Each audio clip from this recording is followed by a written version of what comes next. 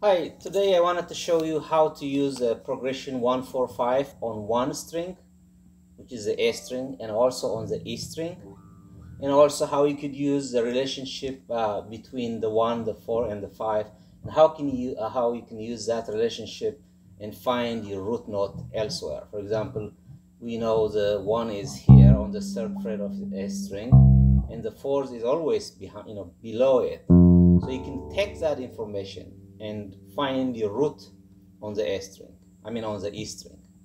And the other one I would like to show you is share with you is how you could improve by adding a couple or 3 notes and make the progression 145 more interesting. So it would help if you know your major scale. I did a video about a month ago or 3 weeks ago, I don't remember. This is bass players know your major scale. It says do re mi. You might want to review that if you are new to this a major scale, C major scale.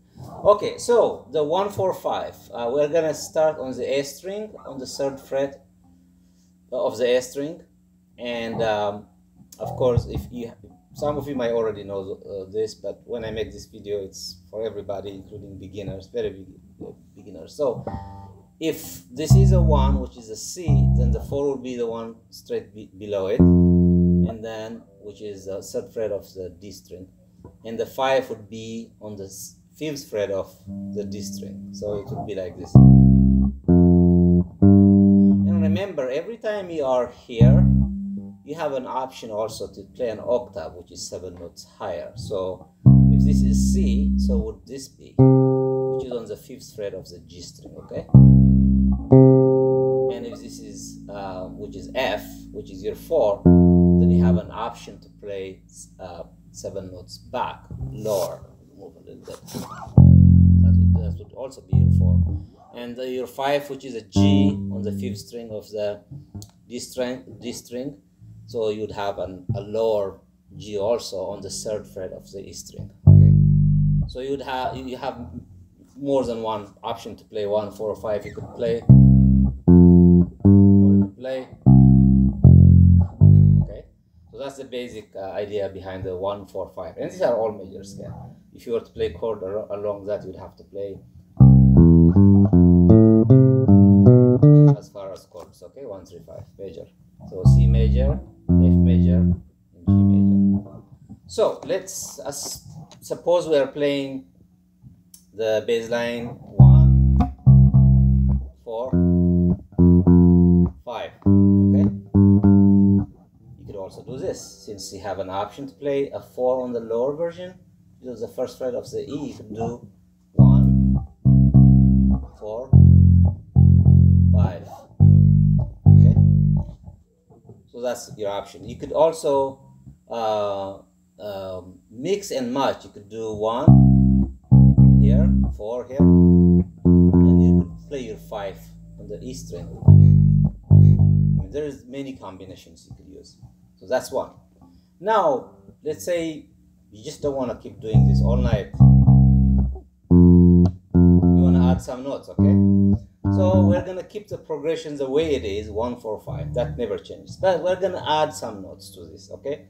So we are already using 3 notes, 1, 4, 5. So out of a 7 note in a major scale, you still have 4 notes to play with.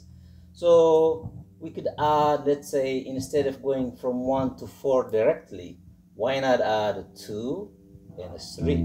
Okay, so a 2 would be here on the 5th string of the A string, and the 3 would be on the 2nd fret of the D string. Or you also have an option of an open string E, that's also a 3, and then you go to 4. So basically you do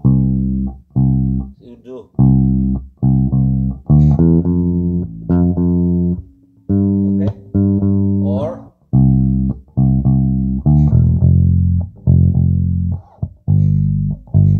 so the 2 you play here, the 3 you can play on the open string, or you could play the 3 on the fretted 2nd fret of the D string. So you could go like this.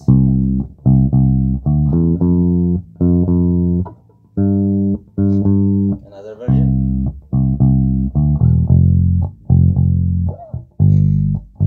Okay, that's one option.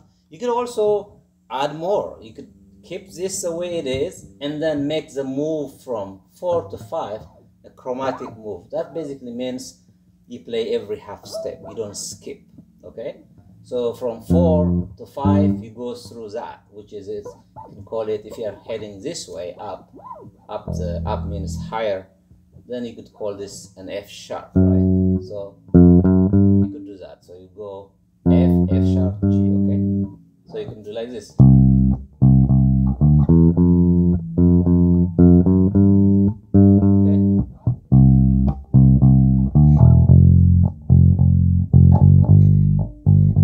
Same thing as I said earlier, since you have an option to play 4 and a 5 on the low side of the, which is the E string, on fret 1 through fret 3, 1, 2, 3, then I'm just moving the chromatic from here to here.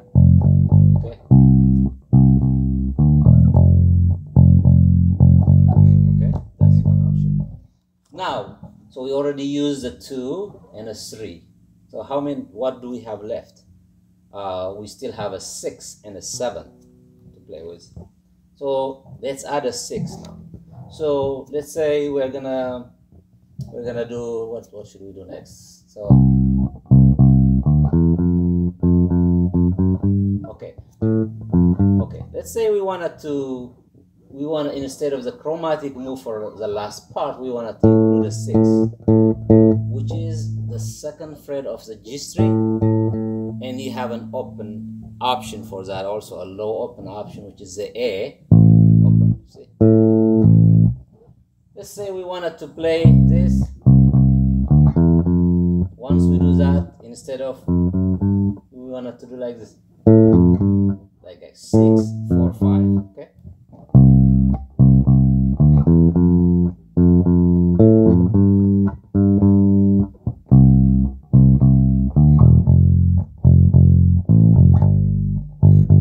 I said earlier, I'm playing an open A instead of a fretted A on the 2nd fret of the G string. I'm just playing an open A string here. So again,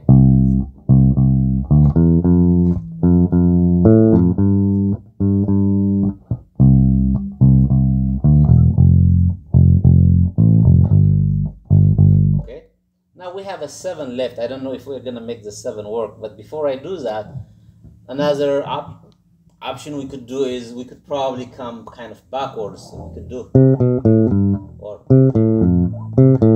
okay, that's a commonly used version, also going back from 8. I'm calling this A, so to differentiate, even though it's the same C, it's 7 notes higher, so we'll call it 8. Okay, basically means 1, 2. So we're gonna go 8, 6, 4. So let's experiment. Here we go. I couldn't say it, but I could do it. So 1, 4. That's another option you could do. See if I could play that on the lower. So I'm basically going 8, 6, 4, 5. The progression is still staying the same. We're not doing anything else. We're still doing 1, 4, 5, but we're just doing a fill up and adding notes to make it more interesting. So see if we could do this on the lower side.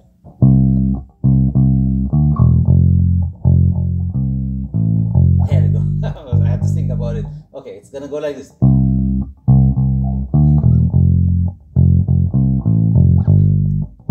We're basically fretting the A on the third fret of the A string, which is the C, and then we let go, play an open A, which gives us the 6, and then we go from 4 to 5.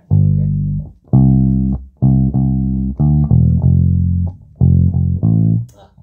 Again.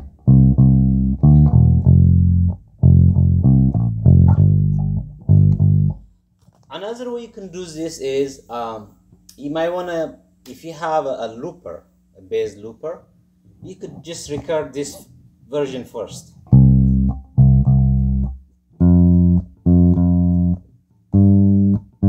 Okay, and then let that play over and over. While that is playing, then you could do the fill up part. this will give you kind of a sense of the timing, because whenever you are doing this fill ups, you have to be on time. So this is our time for 145.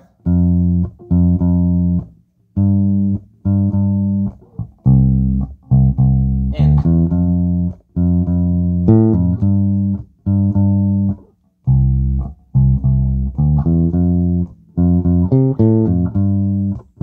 you have to fill in the gap, but you have to be on time. So these are some of the combinations you could do. But back to the original idea where I said I wanted to show you playing 145 on one string, on the A string, and also 145 on the E string. So one way you could find, I mean, these areas are commonly known between 1 and the 5th fret, even the 7th fret. I mean, a lot of the time when we start playing bass, we kind of know what they are. You know, we say this is C, this is D, this is E, and so forth. But when they are going beyond the 7th fret all the way to 12, we always, you know, I always struggle. Okay, where am I? You know, I kind of go back to the reference to kind of find my way. But there is an easier way to kind of tackle that. What you could do is, so you know the relationship between 1 and a 4 and a 5. Anywhere on the bass, any fret, if you say this is my 1, it doesn't matter if it is a C. While I'm playing in a C, I can just pick up a random note here. I don't have idea what that is, okay? I don't know what that is for now. I have to think about it. So if I think about it for a second, I will tell you what it is, because every note you play between here and the 12th fret is unique. But once you pass the 12th fret and start playing, you are basically repeating. As you know, you say E, A, D, G, E, A, D, G. It's the same, right? So you could use that as a reference point to know the notes from here to here. Or you could use what I'm about to tell you right now. So this is 1. If this is 1, this is a 4. Okay. If this is 1, this is a 5. When I'm thinking when I'm playing on the 1-4-5 progression. So now to find a 1, to find a 4 on your A string, just count. You go 1, you go a whole note, you go 2, another whole note, 3, half note. Remember? C, D, E, F. You go tone, tone, half tone. Okay? 1, 2, 3, 4. You found your 4. So if we find your 4, then this is 5, of course. That's straightforward. But the most important thing is, if this is 4, which is here, 4, we say this is 1. Okay? Well, the same applies here. If this is 4, this is 1. The one above it.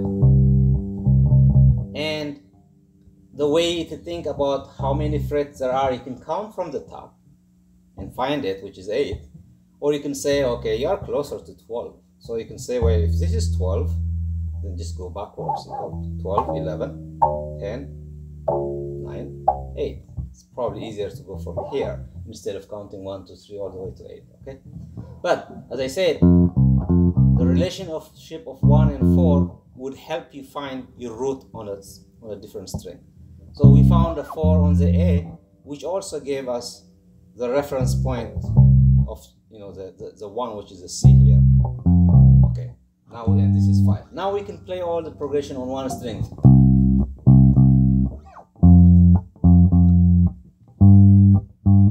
Okay?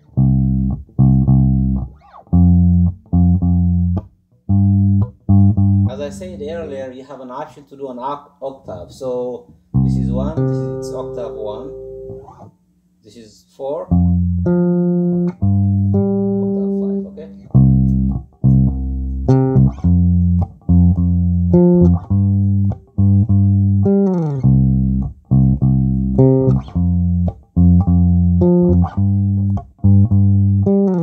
You could do many combinations. I'm just showing you, how you can do that on one string, and you can play the octave.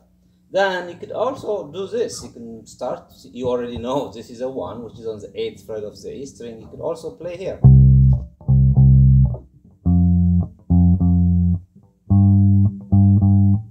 Now, since you are already here, every time you are higher up on the strings here, you always have an option to play an octave, which is always going to be, you know, just this shape. You skip that string and you basically play 2 frets farther, or if you count from here, 1, 2, 3, yeah, 3 frets apart.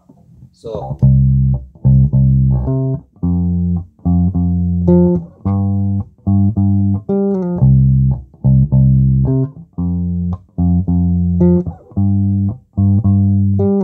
and you can play different variations. You could probably do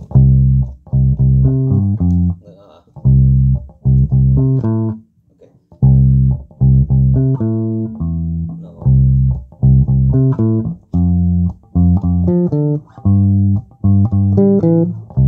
Do any variation you like. But now I told you I'm also gonna show you how to play 1, 4, 5 on the E string. So you already found a 1, right? And you can find your 4 this way and go deeper, and it's your choice. You would have to count 1, 2, 3, 4. So it's gonna be 1, 4, 5.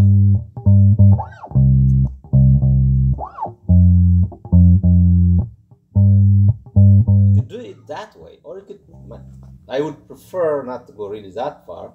I would prefer you kind of mix and match. Play your 1 here, your 4 here. You already know your 5 here.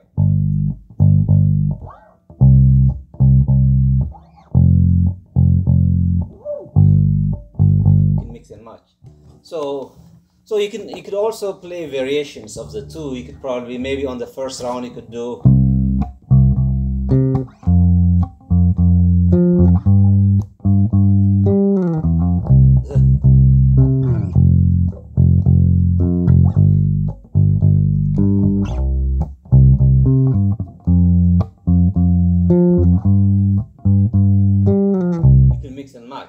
even though they have the same note, you know, whether it's C here or C here, they sound a little bit different. I think the tone is a little bit different. Playing 1 here would sound a little bit different in terms of, you know, tone versus you play it here or here. The same thing for the 4 and 5. Playing a 4 here or a 4 here would give you kind of different tones. So you can mix and match. So, and then you could use the idea I was mentioning earlier in a way. You can do it here too.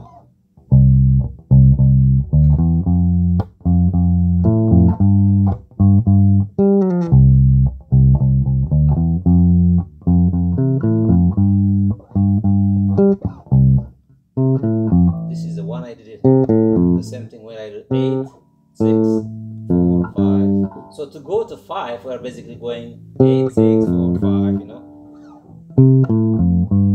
See, once you find one of the one of the notes of the 1, 4, 5 progression, you have the you would find everything right there, because as I said here, you know, you are doing, then you could skip. Whatever you do here, you can do it here, because as far as shape, it's the same. Even though I am moving from the A string 3rd fret to the 8th fret E string, the shape stays the same. You know, even though I moved up, everything else is the same. You know, nothing changes. Even though my root is changing, everything is in reference to my root, right? As I told you earlier, if you say this is 1, this is a 4, there is no around that, and then this would be a 5. But if you change and you say this is a 1, then everything changes. This would be a 4, this would be a 5, so it would be on a different key. Okay. So the same thing. Whatever you're doing here, you could do it here.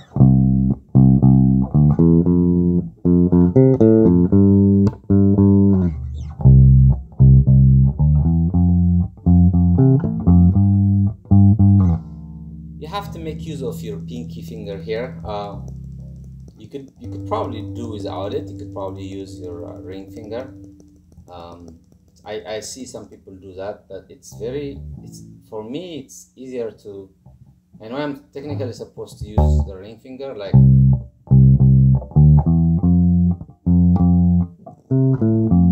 I don't know. I can do it. So I always do the pink. The ring would be kind of a fill up. It fills up wherever the pinky doesn't do. But it's your choice. There is no. I don't think there is a set rule on what finger should be used where. I know usually they say one finger per fret, something like this. But when you are within a scale in a position, I don't know if there is a set rule. If you are doing some other study and you already know the rules, I suggest you follow that. You know, don't let me give you wrong information. But that's how I play it. I use my pinky. Okay. Especially when it comes to notes that are farther, yeah, the pink would be helpful.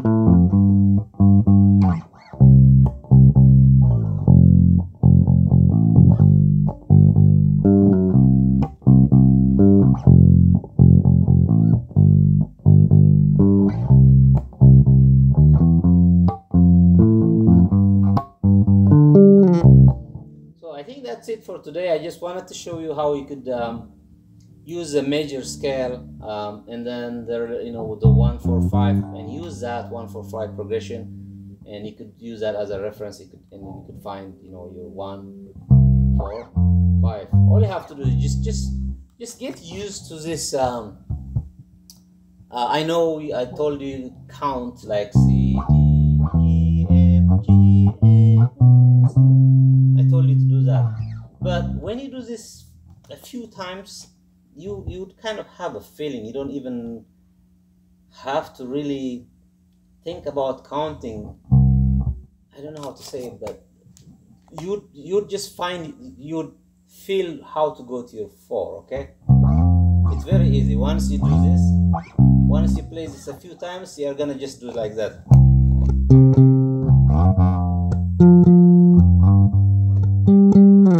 It's very easy to kind of, you'll be like in an autopilot. You don't really have to count. But for beginners, it helps if you know the major scale, that you will be playing tone, tone, half tone, tone, tone, tone, tone, half tone. You have to kind of memorize that, or at least the sound of it, like.